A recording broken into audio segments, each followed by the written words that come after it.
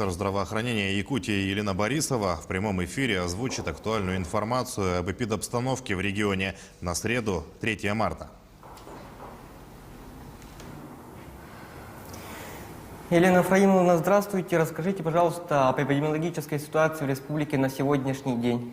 Добрый день, уважаемые жители республики. Сегодня на 3 марта у нас зарегистрирован 41 новый случай коронавирусной инфекции, в том числе в городе Якутске 27 случаев, в Ленском и Мирнинском районе по 3 случая, в Нюрнгринском районе 2, Кобяйском, Мегино-Кангаласском, Амиконском, Тампонском, Хангаласском, Чурапчинском по 1 случаю. За сутки проведено свыше 1900 исследований на новую коронавирусную инфекцию.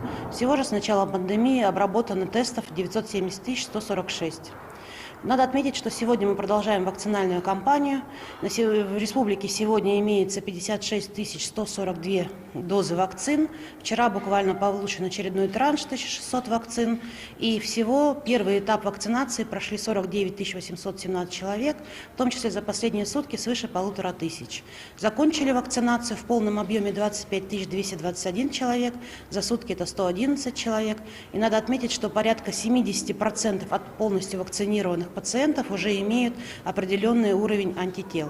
Очень часто спрашивают меня про нашего Ивана Яковлевича Егорова, ветерана здравоохранения, как он прошел вакцинацию. Вот как раз вчера у него прошло тестирование по срокам, у него появились титры антител также на и иммунотела для того, чтобы говорить уже о начинающейся защите непосредственно его организма от новой коронавирусной инфекции.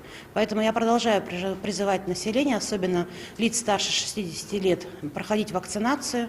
Мы сегодня видим хорошие результаты и в части отсутствия осложнений, и в части наличия иммунитета и выработки антител после проведенной вакцинации. Хочу добавить, что у нас сегодня все равно продолжается рост ОРВИ заболеваний, поэтому необходимо не только соблюдать меры в рамках новой коронавирусной инфекции, но и против всех вирусов, передающихся воздушным путем. Поэтому продолжаем масочный режим, социальную дистанцию и, как сказано по указу, это невозможность проведения массовых мероприятий. Всем здоровья! Елена Фраимовна, спасибо большое. Это был брифинг оперативного штаба по эпидобстановке в регионе. А мы продолжим наш эфир. Результаты тестов на COVID-19 можно будет узнать по QR-коду. Сделать это станет возможно в мобильном приложении. Такой проект постановления правительства Минцифры разместила на портале проектов правовых актов.